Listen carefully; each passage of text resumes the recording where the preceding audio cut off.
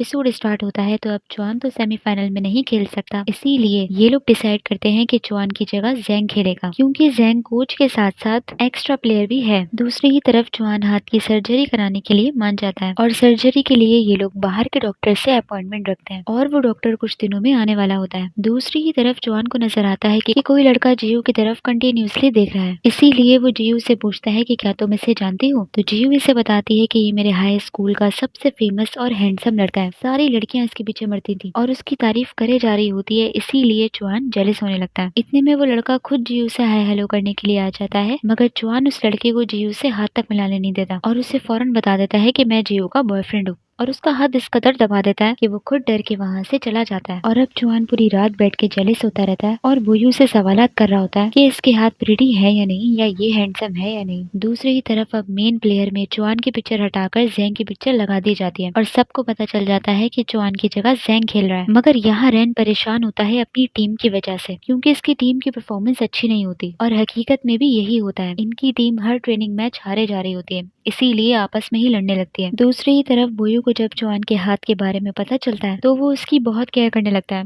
यहाँ तक कि उसे अपने हाथों से मेडिसिन दे रहा होता है। अब साथ ही साथ ये लोग ये भी दिखाने लगते हैं कि जॉन और बोयू की दोस्ती कैसे हुई। असल में जिस ट्रेनिंग में जॉन होता है वहीं बोयू भी होता है और बोयू भी शुरू से ही गेम में बहुत अच्छा होता है और दूसरों के साथ बैट लगाकर ये सारी चीजें जीतता रहता है। मगर तभी जॉन भी इसके साथ गेम में बैट लगाने के लिए आ जाता है और जॉन ये बैट जीत जाता है, इसीलिए बोयू उसका फैन बन जाता है और जहाँ जहाँ जॉन होता है वो भी वही वही आने लगता है और उससे दोस्ती करने के लिए वो उसके रूम तक शिफ्ट हो जाता है। पहले तो जॉन इसके साथ दोस्ती नहीं कर रहा होता, मगर बाद में इन दोनों की काफी अच्छी दोस्ती हो जाती है। दूसरी तरफ जैंग को पता चलता है कि इसकी गर्लफ्रेंड ने रैन के दी हुई घर की चाबी ले ली है और जब जैंग इससे इस बारे में पूछता है तो वो बताती है कि मुझे ऐसा लगा था कि तुम रैन की ओएन टीम के अंदर ही जाने वाले हो, इसीलिए जब उसने मुझे घर की चाबी दी तो मैंने ले ली। मगर जैंग को गुस्सा आता है कि तुम एटलीस्ट मुझसे इस बारे में बात तो कर लेती, और ये जैंग के पास आकर वो घर की चाबियां उसे वापस दे देता है और उससे कहता है कि मेरे मामला से अब दूर रहो। मगर जैसे ही जैंग जाने लगता है तो रैन उसको उसकी रिकॉर्डिंग सुनाने लगता है और ये उसी की रिकॉर्डिंग होती है जब जैंग ने पहले अपनी टीम को खुद जानबूझकर हराया था। और अब रैन इससे ब्लैकमेल करने लगता है ये कह के कि अब जॉन की जगह तुम टीम में खेल रहे हो,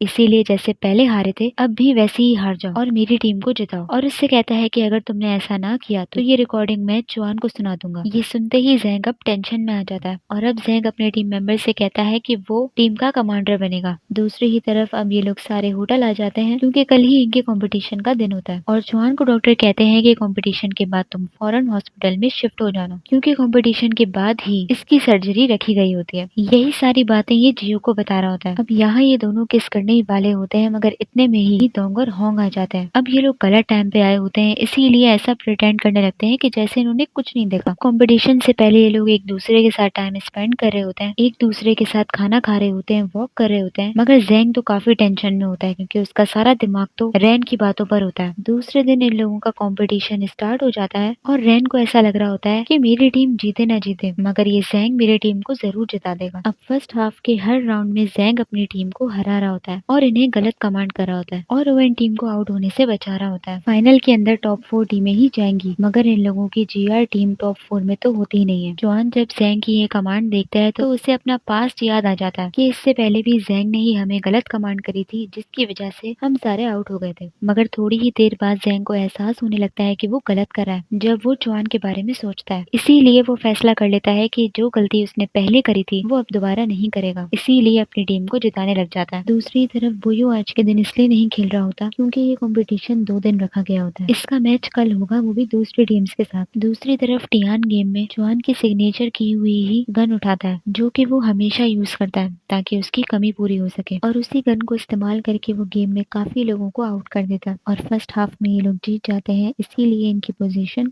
4th हो जाती है और ओवेन टीम 5th पे चली जाती है। इसीलिए रैन जैंग को गुस्से में देख रहा होता है, मगर जैंग कहता है कि अब मैंने सोच लिया है कि मैं अपनी टीम का साथ दूंगा। दूंगा, तुम्हें जो करना है तुम कर लो। दूसरी तरफ सेकंड हाफ जब स्टार्ट होता है तो जी काफी अच्छा खेलने लगता है, इसीलिए अब इन लोगों को इस बात का डर लगने लगता है कि कहीं यूएन टीम की फोर्थ पोजीशन ना हो जाए। अब लास्ट राउंड होता है, गेम खत्म ही होने वाला होता है और बस सिर्फ टियान और जी ही गेम में बचते हैं। अब जिसने जिसको गेम से पहले आउट कर दिया वो जीत जाएगा, मगर एकदम से ही जी टियान को गेम से आउट कर देता है और यूएन टीम की फोर्थ पोजीशन हो जाती है, इसीलिए ये लोग फाइनल के लिए क्वालिफाई कर जाते हैं और जीआर टीम यानी कि चौहान की टीम हार जाती है। अब ये लोग जैसे ही जाने लगते हैं तो जैंग सबके सामने अपनी गलतियों को एक्सेप्ट करने लगता है और बताता है कि उसने अपनी पुरानी टीम को जानबूझकर हराया था, क्योंकि पहले इसकी मदर की तबीयत खराब थी और इसे पैसों की जरूरत थी और अभी भी ये वही सेम मिस्टेक करने वाला था। इसीलिए पूरी दुनिया के सामने अब सच्चाई बताने के बाद जैंग कहता है कि वो जीआर टीम के साथ साथ ये इंडस्ट्री ही छोड़कर जा रहा है। चौहान उसकी ये सारी बातें सुनकर उसे रोकने के लिए जाता है, मगर जैंग तो अंदर आता ही नहीं है, बल्कि वो तो बाहर भी कहीं नहीं होता,